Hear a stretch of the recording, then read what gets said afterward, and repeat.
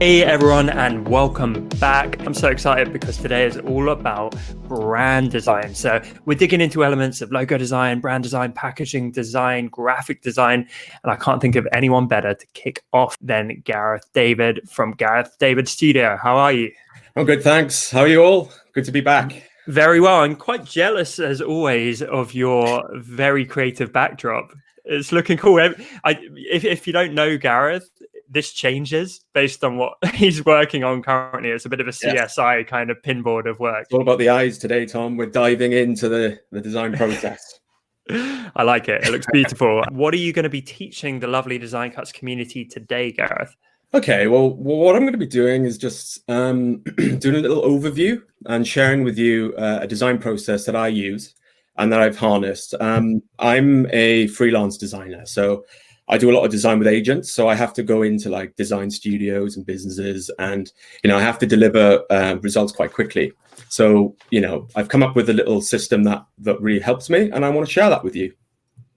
Incredible. And if you haven't seen the previous session that we did with Gareth, honestly, it's a joy to watch him work. He's so methodical would be the word that I use. Like you don't do anything by halves. And, we've chatted a bunch. I've got to know you pretty well. OCD, I love it though. Honestly, like you're so thorough with what you do. And I think it leads to some really, really incredible outcomes. So I think people are going to soak up a lot about your process today. Hopefully. So we're looking at 3 stages, aren't we? Well, there's a few more, but we'll see. We'll get into it. There's a couple of stages, but it revolves around sort of 3 stages. So amazing. Well, over to you. Without further ado, I can't wait to see this. Okay, cool. All right, guys. So I'm going to dive into this then. I'm going to take you through this presentation. Can you see it all right, Tom? Yes. Loud and clear. All right. Okay. So as I was saying before, I do a lot of freelance. I'm a freelance designer. I go out and when I was a young designer, I've been doing this for about 7 years. I was really quite anxious about my design process. I wasn't that confident in it, with a lot of pressure, with freelance to deliver it, with times.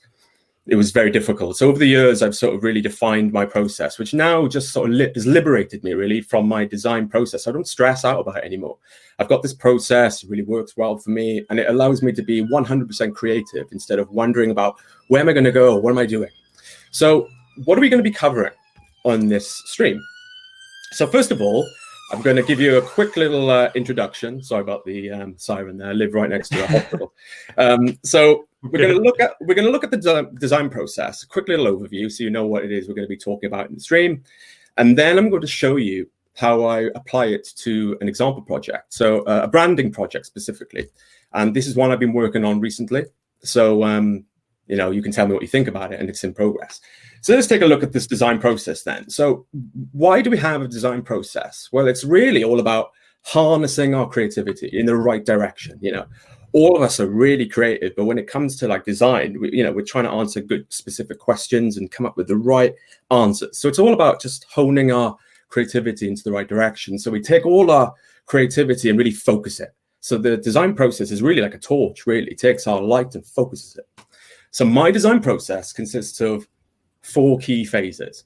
Phase 1, learn and discover concepts. Phase 2, visual concept and design. Phase 3, visual artwork and design. And phase 4, finalize and deliver. Now, these phases have their own little steps in between, but I won't go into that right now. So it's 4 phases. So I'll just talk a little bit about this. So phase 1, learn and discover concepts. So really what this is all about, and a lot of you will be familiar with this, but it's just about fully understanding the project, the product, the company, the subject matter, really getting to know it all and understanding everything, then doing project research, brainstorming, and then undertaking visual research and mood boarding. And the goal of this is to discover ideas and areas of interest to basically take into the next phase. So I will never really move into the next phase until I'm really happy with this, which is phase 2, visual concept and design. So this is all about then exploring the ideas that we find in the first phase and taking them forward and sketching them and exploring these ideas on paper to develop them further, make mistakes, push them around and find out to ultimately identify potential creative solutions to take into phase 3. So phase 3 is the visual artwork and the design. So that only then do we get onto the computer and we actually use software tools to bring it to life. So what we're doing here is we're developing artwork further on paper if required. and then bringing them onto the creative software tools to really bring it all to life. And the goals here are to finalize creative solutions to put in front of the client to see, if it resonates with them and if it's any good. And the final stage is phase 4, which is just finalize and deliver, which is once everything's been approved, we prepare all artwork for the client, print ready files and templates, design creative toolkits and deliver guidelines if necessary. And this is all in aid to deliver a good high standard project, making sure that the client is really happy. Now, this is what I call the design process conveyor belt. And this is like the synergy of all those processes. But I won't go into that right now because I'll talk a little bit about that in context when we come to it.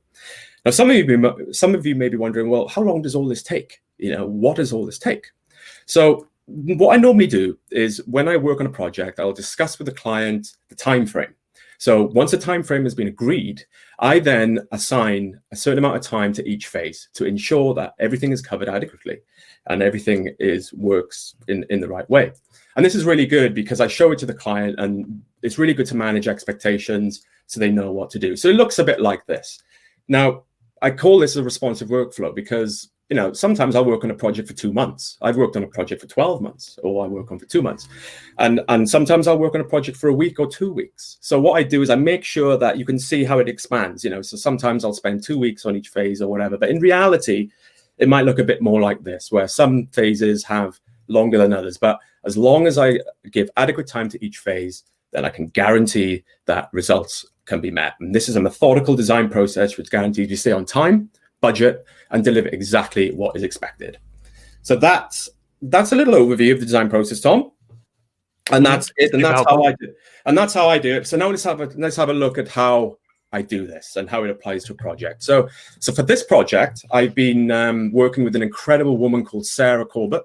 And Sarah Corbett is the founder of Craftivist Collective, which is an inclusive group of people committed to using thoughtful, beautiful, crafted works to help themselves and encourage others to be and make positive change they wish to see in the world. So it's a form of activism, really, for people who might be slightly more introvert and not feel comfortable engaging in other forms of activism, for example, like on the streets and in large crowds.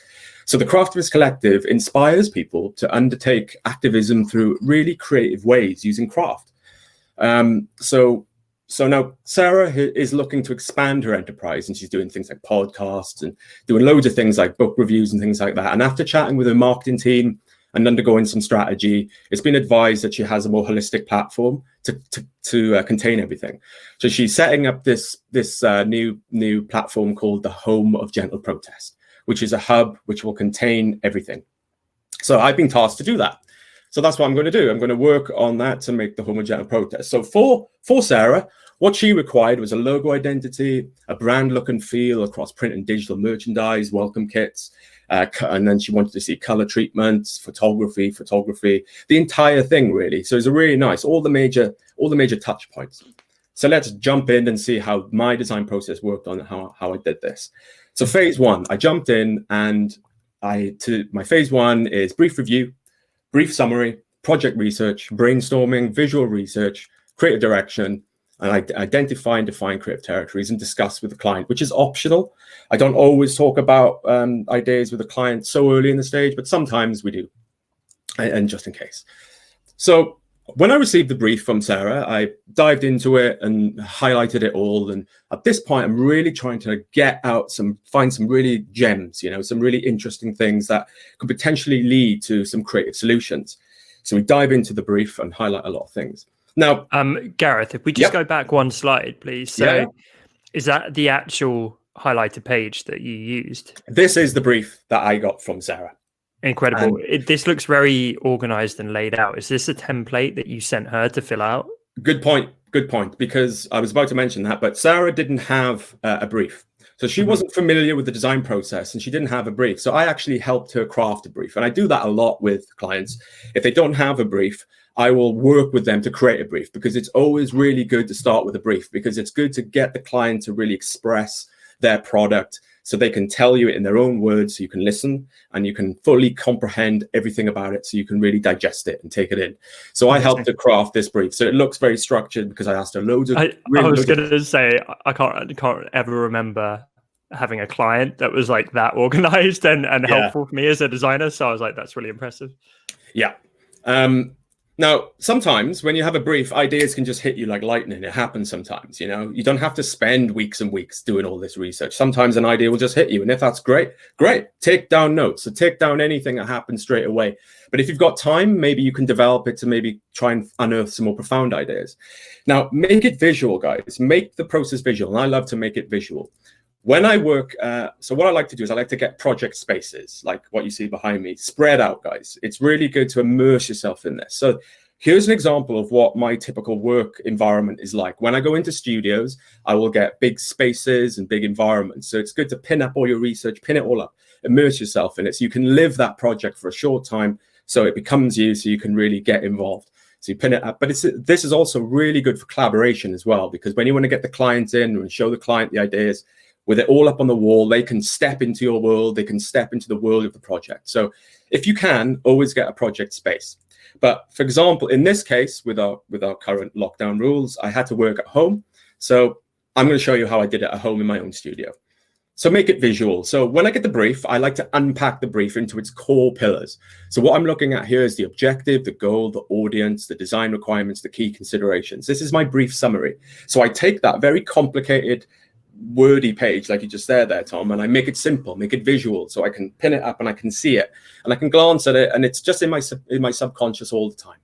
Mm-hmm. And once I'm fully aware of the product and I feel like I've done enough project research and I'm fully aware of the competitors and everything, then it's time to start brainstorming and start to think of some potential ideas. And what I want to share with you is my quick ideas generating system. So what I do is, it can be difficult sometimes where people struggle to come up with ideas, but this is something that works really well for me. So what I do is I first take that brief summary and I think of all the qualities, which is really easy. For example, for home and gentle protest, we got I came up with words like, you know, it's empowering, it's human, it's a hub, it's influential, it's graceful, it's change, it's unity, it's calm. So when you think of those qualities, then you think of creative interpretations. So what are the creative interpretations of those qualities? So we have things like the epicenter, we have radiance, we have hive and nest, we have journey, we have healing, we have magnetism and things like that. And then we're starting to think of interesting sort of ideas and potential creative solutions. So then I take those creative interpretations and then I think of initial themes. So I'm thinking, well, you know, what would the themes be like? So we've got like radiance, we've got dialogue, moral compass, all these things about, you know, protest and the things you believe in and the things that people, you know, tranquility, things that people will relate to. I take those initial themes and then I move through to design traits. So what could this look like? So we got things like low volume, organic, human touch, textured, tactile, lowercase typography, maybe because it's all about gentleness, tranquility, calmness, considered meaningful, things like that. And what that does is Gareth, can I ask a question actually on that last go ahead. So I can see some words kind of applied to multiple quadrants. So tranquil, I think, was on multiple. I'm guessing that doesn't matter, and you don't have to be like completely strict with where you put things. It's just whatever feels right. Exactly. I mean, this is just a process, a creative process. We're trying not to be too robotic. We're diversifying it and that's one of the things that comes through. And you'll see later on that tranquility became one of the things because it was very a common trait that came through it. So this is a little process that I go through. So first I'm confused, and then I've got some ideas. Great. Now take down any notes, and I take down any notes at this point. So that's my initial phase. But sometimes that's not enough. So I got to go into a deep dive, which I call this is like a deep dive in brainstorming. So we're all familiar with brainstorming, connecting the dots. 1 and 1 equals 3. So, you know, then I do the classic sort of brainstorming where I map out all the key pillars and open it up. And what I'm looking for is territories, like areas. This is what I'm looking for to take into the next step is territory. So I had positivity, journey, and influence. And these were the 3 things I thought were really interesting about this. And then I put these onto pages and I expand them out and I look at all these really interesting things, which ultimately relates to a page of interesting areas. And I do that for each one until I've got key areas. Now, when you do this, you'll have the problem of having too many ideas instead of too little ideas. So hopefully doing this, you'll have loads of time, and you spend a bit of time on this, get loads of ideas, and ideas will come. And then it's about focusing it all in. So what I had was 3 key territories. So I had positivity, influence, and journey. So, and I knew what I wanted to look into. So I had symbols I wanted to look into for each one, and the sort of areas that I knew I wanted to do. And this defined my creative direction. So now I know where I want to go. So whatever I do next is based off this. So I've laid down a really good foundation. Don't have to worry about anything else. Whatever I do from now on, it's going to be about this. So I've got I brought all my creativity out, and I'm focused. Gareth, do you mind going back just to the gentle positivity slide? So yeah, so we've got gentle positivity, gentle influence, gentle journey. Incredible. So this is all about, like, first we go out, and then we come in. So we're focused now. So after that, once I know all the areas I know I want to do, all the nuggets of sparks, then I just explode a visual research. So now I'm looking at all the things that, I'm doing my research and doing colorways and things like that, and I'm getting it up all on the wall. So now you can see this is my project wall. So on the left, we have my initial process from my brief summary, my brainstorming, and then how it goes over to all my visual research. And now I'm looking at all those things, and I'm looking at a bit of typography as well. So once I've done all that, it's time to bring it back in again and focus, because ultimately this is all going to come down to some mood boards, which I'm going to take forward into my next phase. Now, if I want to, I can share this with the client, and I can invite the client in.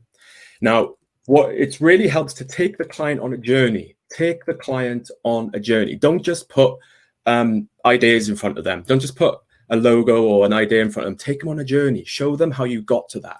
They will feel part of it. They will feel on board, and they will understand exactly what you're doing. So every time you put it in front of them, they'll know all the reasons. So normally I invite the client to come and have a look at this, and this will be in the studio. But if I can't be with them, I'll have to do a digital presentation. So what I'll do is I'll try my best to mimic my design wall in a digital scenario. So here I am in Illustrator, and this is the presentation that I showed my client. After that, so I showed this to Sarah, and what this is doing is this is turning the physical project wall into a digital space. So and here I am in Illustrator, which is a little bit unorthodox for presentations, but the reason why I'm in Illustrator is because you can create artboards. So you can create a really nice, a nice wall, which you can take them through, where things like Keynote and InDesign are a bit linear. So one page at a time, which is obviously good, but so I can take them through if I want to.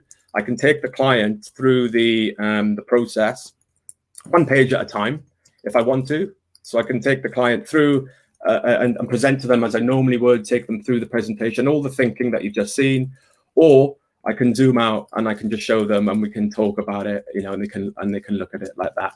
So what we have here is the process that you've just seen and what I've just spoken about, but this is in a digital way. And I'll show the client this, and the idea here is to really just stand back, challenge my own ideas, and see, am I on the right track? Do I think they're working? And I put forward my ideas to the client to see if they gravitate towards anything interesting. Discuss and collaborate. Really, this is a really collaborative process, which I do, which clients love to do, and sometimes they insist on being part of it. So this really accommodates that. So then, what if a client doesn't like any of these ideas? So if a client doesn't like anything, what do? Well, I'll either argue the case for the ideas and say why I did them, or I'll just go back to the learn and discover and keep learning, and maybe try and find out something else. But if it's approved, we can crack on. So then, once I've spent all that time learning and discovering, I've got all my visual research, competitive analysis, everything, I know where I'm going, only then will I move forward and move into the next stage. And this is all about sketching ideas, defining my visual concept, and discussing with client. Again, optional. I think there's a key point here, which I really want to hammer home for everyone. You're getting sign off from the client at your early kind of brainstorming phase. What you're not doing is going through the entire thing and saying, well, here's the final result. Do you like it? Absolutely. It's about the collaboration, bringing that client in, because when they're on the journey, they're on the journey. So I'm not just working away on my own in the corner. Well, here's a design. Hope you like it. It's like, bring them involved, get them involved, listen to them. I'm the designer, but I'm a shepherd. I'm shepherding. I'm listening to all the team. I'm used to working in teams of like 15 to 20 people, and I'm in that room and I'm talking, I'm engaging with everyone, I'm having conversations with people, I'm listening, I'm learning. You know, some of the best design I've done is from ideas that other people have had, because I'm listening. They are living their product and I'm listening, and I'm the shepherd, and I'm just I'm consolidating and curating the design. So here we go. We're into the next stage now. We're sketching, and we're taking those ideas and we're whacking them on paper, and we're just going wild with ideas, and we're just testing, and we're doing all sorts of things. So with the Home Magenta protest, we had lots of things that we liked, and there was lots of areas that we liked. And this is something that I do for myself, push it around, you know, typical sketching really, as I'm no doubt all of you will do. But we'll do this, and I'll just unearth things. And what was really interesting about this one is that we were looking at the feather, and generally the feather's quite flat. But when I was looking at it in the 3-dimensional realm, things started standing out to me, and I had a couple of ideas here which I thought were quite nice with everything else. So basically, we're sketching away, we're getting all our ideas, and we're consolidating them down again, which will move into the focused area. Now, a technique that I use, a technique that I normally do, is when I'm sketching and I identify my own ideas, I redraw them clearly as scamps, okay? So you take the madness, the creative chaos, which is just for yourself, but now I need to put this in front of the client again. The client's not going to respond well to all of this because they're going to be overwhelmed. So what I do is I draw them as scamps, so they're clear, very clear ideas. You know, sketches sell ideas more than polished ones. So here we have some scamps. So I draw them out black and white, and I put these in front of the client, and the client can digest these and sort of see where I'm going. So I'm suggesting maybe some layouts and some interaction between the visual elements, and I'll print these out, or I'll draw them and I'll put them up on the wall. And again, invite the client in. You know, what do you think? These are my ideas. You know, I'm really liking these, and you know, love it. If the client's not present, I'll have to do it digitally. So I'll do a digital presentation. So here I am, and this is my digital presentation here, very similar to the other one. And I can take the client one page at a time and show my thinking. Again, we touch on the territories, and I take them through the key qualities and all the things, and show them formulas. So I'll use a formula. Some example for this concept, gentle synergy, which was about celebrating the idea of the symbol of the gentleness and the harmony and the hub element and the gentle nature of the product and the feather, and the fact that we really liked the feather because we thought when you have birds, you never see the bird, but you always find the feather. Walk through the forest, you find a feather, and it's like, oh, what a beautiful object, and that's what Gentle Protest is about. It's not about being there, being in your face. It's about leaving an impact, leaving something special behind, something special that will influence someone. And that's not about being heavy-handed. Exactly. And so feather is not just a gentle object, but it's a beautiful object, an object that is left behind and something that you treasure. So that's what we really liked about the feather. So use formulas, and I'm sure a lot of you will do this, but I love to use formulas because formulas communicate a very complicated message very effectively. So you've got home, hub, harmony, object, and that's where I wanted this feather to sort of represent that harmony, the hub-esque, everything in contained. So I will take the client through all that, and then again, you know, back to the process. I'll bring the client in, show them, see what they think about it. You know, we'll challenge it, work through it, and if they like it, you know, they do. If they don't, again, we just go back to that conveyor belt where we work through that system and go back. And if it's approved, then we'll crack on. And now we're into the visual artwork and design, and this is where it gets interesting, guys. So I promise you now it's going to get a lot more interesting and a lot more. It's been very interesting so far. I think everyone's been loving soaking up the knowledge so far, Gareth.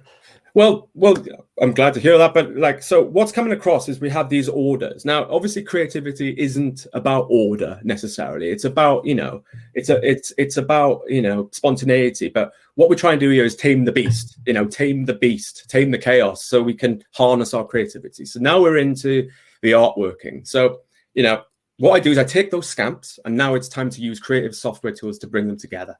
So in this instance, I was using this feather. Now, normally I would take my design onto the computer and just start working it up. But in this very unique instance, I was doing something that was quite handcrafted, because that is one of the qualities that we wanted. So I had to craft this feather, which was really hard. If any of you tried to draw a feather, it's very difficult, and especially make an icon out of it, because it's a very complicated thing to do. So I tried, and I really flushed out all the possibilities of what this feather could look like, and I came to a conclusion where you can see on my sketch pad there, we wanted this nice feather was quite graceful and had the nice contrast of that sort of 3D effect.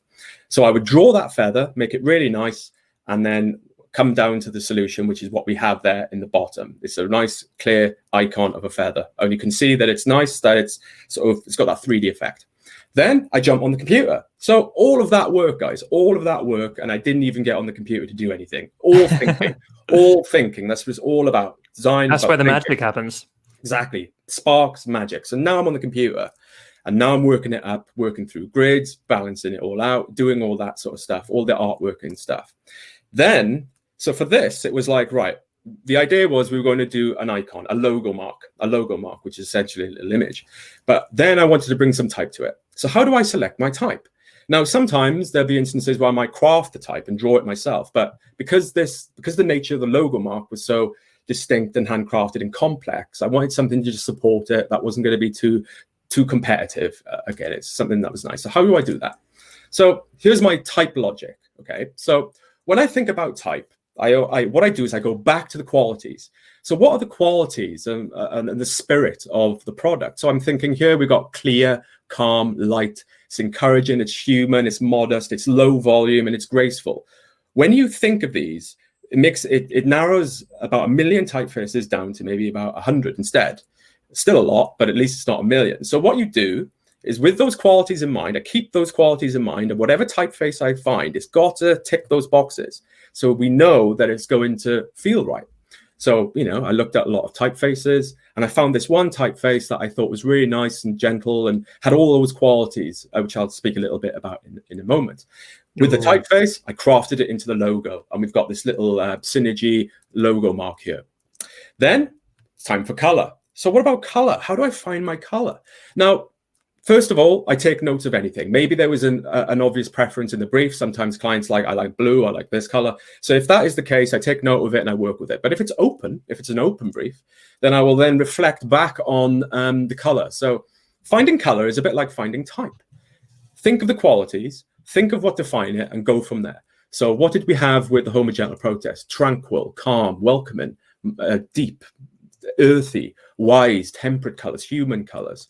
So then what I do is, when I know what I'm doing, I will then go and I will engage with color. Now, sometimes I use a Pantone book, or in this case, I'm using these wonderful Swatcho cards, which I can really look out and make combinations and really get really hands-on with color and explore it. Because I find that sometimes working with color on the computer can be quite difficult.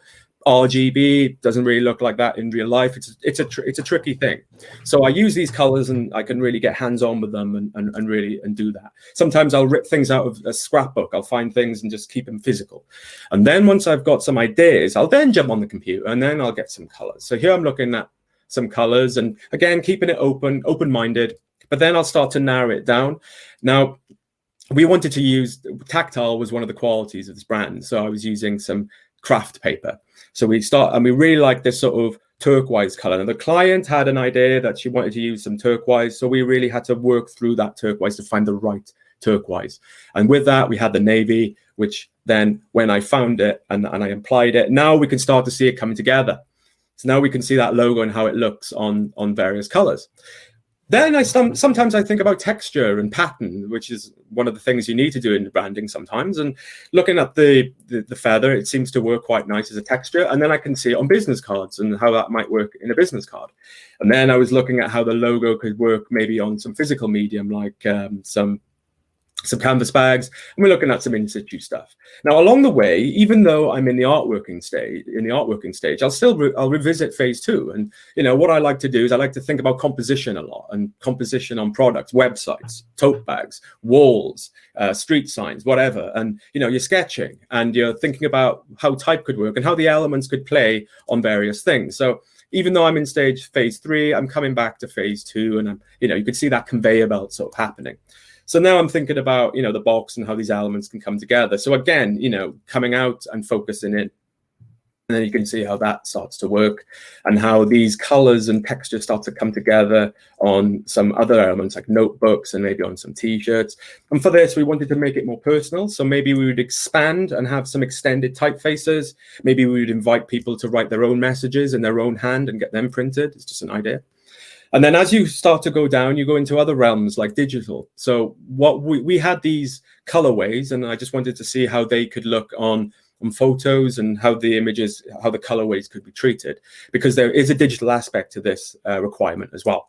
And then we start to see how it all comes together in a website. And websites are really good because they sort of force you to bring everything together. And a website is like the crescendo of a visual brand, because you have to bring it all together. How do the images look? How do they feel? How they treat it? How does the topography look? And this is just a quick feel of how maybe the homepage would look and how the elements would come together. So, and then I was looking at, like, for her podcast, she wanted a podcast. So how would that work? So maybe we would use the different colorways to consolidate and categorize different things. So this is just a little idea about that, and then putting it in situ for the client to really sort of see how it would exist, and maybe on an Instagram wall, for example. So with all that said, and with all that done, it's time to present to the client. So we can either do this face-to-face, or we can do it in a digital presentation. So what I like to do is I like to get them into a room, pin it all up on a wall, and talk them through it. However, if they're not there, then I will do it in a digital presentation. And this, guys, is what I showed to the client. This is the presentation that I love how in-depth it is. That looks awesome. Now, what's important to keep in mind is, like I was saying before, sometimes I'll work on a project for 2 months, maybe even 6 months, and the client might like to see this times 3. So I might do this into 3 other different routes, different colorways, different logo, different type. Because a client sometimes, if they're investing a lot of time in you, they're going to want to see all the potential, all the potential ideas. So, but for the sake of this presentation, I'll show you one. So here we are, and this is what I showed the client, and I'll quickly take you through how this went down. So I start off with the presentation. I take them through the concept. So I remind them of the concept. So gentle synergy. This is what this one was about. And then again, reinforcing what it's about. Having a goal and being determined to reach it can inspire others to follow, which can lead to a big change in a gentle way.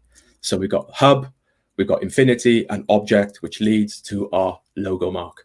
So we have this logo mark of the feathers and that synergy, and that's what the logo mark would look like. And then I do this in black and white first, just to focus on the shape and form, so we can appreciate the shape and form and the ideas behind those logos and the design. So then I present the logo type. So here we have the logo type, and what I've done here is I've just made a subtle contrast where home of is slightly heavier than gentle protest. So this just emphasizes that gentle protest is lighter. So it's like a little clever idea, but it's just a little bit of contrast to just, again, communicate and emphasize gentle. So we do that. So that's one thing that we're going to do. So I'll keep going. So then we go into so now we're clear of the logo idea. Let's look at the logo. So for this, we've got, I call it a responsive logo, where you have a variety of lockups which accommodate various different dimensions, some wide, some flat, etc. So for this example, we have a standard lockup from left to right, and we have a top to bottom. And then we have our emblem sort of lockup, which is the homogental protest, graceful activism. And then I introduce how that works on color. So here we can see that the main colors here are the gentle turquoise and the noble navy, and we have this tender elm color. But what I've done is I've just communicated that it's not as prominent as the other two. It exists as part of the spectrum, but it's not as prominent. And we do use it, but it's not as front and center as the other ones. And with this brand in particular, we're focusing on craft paper textures. So it's heavily textured as well. So we'll be using this craft paper texture and white paper texture. And as part of the extended sort of brand kit, this is going to be predominantly a very tactile brand, where it's going to be printed on lots of papers and things like that. So this would be like an extended sort of texture. So now we're looking at typeface, and I introduce the typeface to the client, and I'll show this in a variety of ways and the dynamic that it can be used. so I'll show a few frames of it working on different colorways and that, and maybe ask why do we use why did I use a slab serif typeface in this instance, and why did I use it? So this is slab serif typefaces are quite nice. They've got a really nice distinctive feel about them. They're associated with print and newspapers, and I've gone for a rounded one, and they've got a nice quality to them. So I used that. That's one of the reasons why I used that. So we move into colorways. So now I'm showing the client the colorways, so we can see the lockups and the colorways and how they're associated with their background. I love that grainy paper texture, so lovely behind it. Craft paper, yeah, it's lovely. It's really tactile, isn't it? It feels like really craft based. Yeah, it's gorgeous. Again, keeping in mind that this is a master brand, which is going to include the Craftverse Collective, which is about craft. So it's Homogeneal Protest isn't about craft, but it has craft elements, and so a little nod to that. And the client really loves craft, and the client loves human tactile approaches. So I was to keep that in mind all along, Sarah. So then we look at brand. So then we look, once we've got the visual elements, now it's time to look at brand application. So we were looking at print. So one of the things that Sarah wants to incorporate are these wonderful welcome kits. So you can sign up to the Homogeneal Protest and get your welcome kit to inspire you to think about that. So here's a mock-up of just looking at the box, and it looks like an ordinary box, right, with the branding on it. But that's by design, because when you open the box, you have this lovely feeling of the brand and how it opens up to you, and you get this lovely turquoise feel, and then you're in the world of Homogeneal Protest. So this is just one idea that we could do. So we're looking at maybe getting some tissue paper in that way. We're looking at some stickers, and how those stickers come together. We're looking at how it applies to some in situ stuff, a rubber stamp, for example. Again, helping with that tactile feel. Looking at things like how the brand would apply to like pencils and things like that. Seeing how that color system works on T-shirts, on notebooks, and then looking at some merchandise. So how would that element play a little bit more and take on its own sort of feel, rather than just slapping the logo on everything? How would the brand express itself in a playful way? So we're thinking about how the feather can fall in different ways. So you're celebrating that unique element, which again, people could decide which one they want. So it's a bit more unique. So everyone has their own unique bag, their own unique feather, because everyone is a feather to be found. Everyone has that to be offered. And then you know what, Gareth? If I was the client on the receiving end of this, I'd be getting so excited. Yes, because it really shows it off, right? It's not like, oh, here's a flat logo. It's like, wow, you really have brought my baby, my company, my vision to life visually. I think it's so powerful.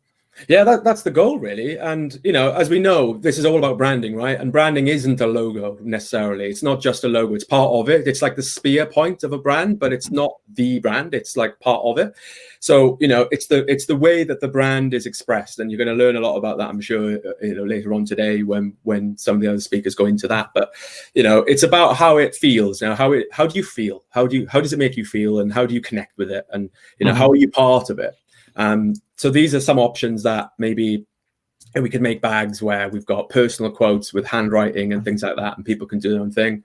This is just looking at how the textures applies to some bags, and again, that sort of unique, personal sort of touch that people can have, and how that logo could potentially work in different colorways and things like that.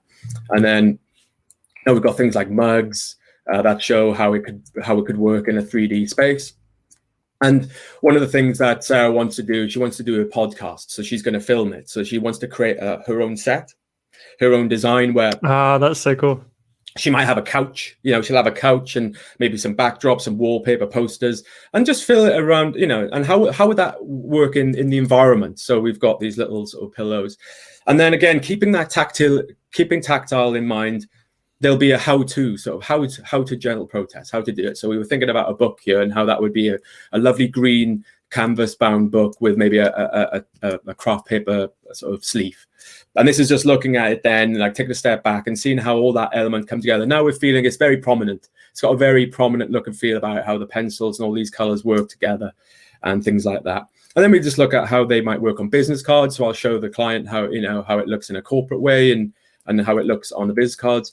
And then eventually we'll move into a digital. So, how would it look on Twitter, for example, social media and things like that? How do we balance those elements? And, some social media posts. I know Sarah wants to do a lot of quotes and inspiring quotes and things like that. So how would we do that? And how might this look and feel? Again, this is early stages, so the client wouldn't have seen this yet. So this is all about thinking about what it could look like, image treatments, and how that would work on social media posts. Pop it in situ. Clients love seeing things in situ because obviously it helps you make it. Mock-ups are really important, and we all know why, because it allows the client to visualize it and see their brand come to life before it even is alive, really. Gareth, I know you share my love of mock-ups. They're just so fun. Like they bridge the imagination gap, as we like to say, because often clients don't have the imagination, but when they can really, really visualize and see how it's going to look for their brand in the real world, it's pretty special. Yeah, and that's really important there, Tom, as well. It's really important because, when they see it, they just love it. Flats, I used to do a lot of flats years ago, but then now we have wonderful resources like Design Cuts where we can go and buy all the resources. We can bring our design to life. So a lot of these mock-ups you see in here were acquired from the Design Cuts library, and they're really good. There's loads of them. They're really impressive. There's we're not even seeing half of the amount of some of the mock-ups were in some of those packs. So, just go check those out. Well, it's amazing to see how you put them to use. I'm guessing the client was loving it at this point.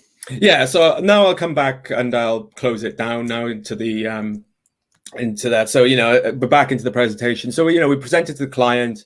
We show it to the client like this. We take them through the journey. So by the time, sometimes more often than not, a client will be aware of some of these things because they have seen it in the past. So they'll be on board and they just love to see it come to life. So there you go. So what if the client doesn't like it? Well, just go back. Really, I go back to the visual artworking stage and carry on doing it until they like something and until I find something that I like. But if it's approved, work into the final stage, which is all about preparing the artwork for the client, all the files, all the nitty-gritty stuff. And when it comes to branding, sometimes they'll ask me to do brand guidelines. So I'll work on the brand guidelines. And I haven't got to that point yet on this client, so I can't really show you that. But that's what I would normally do next, do the brand guidelines.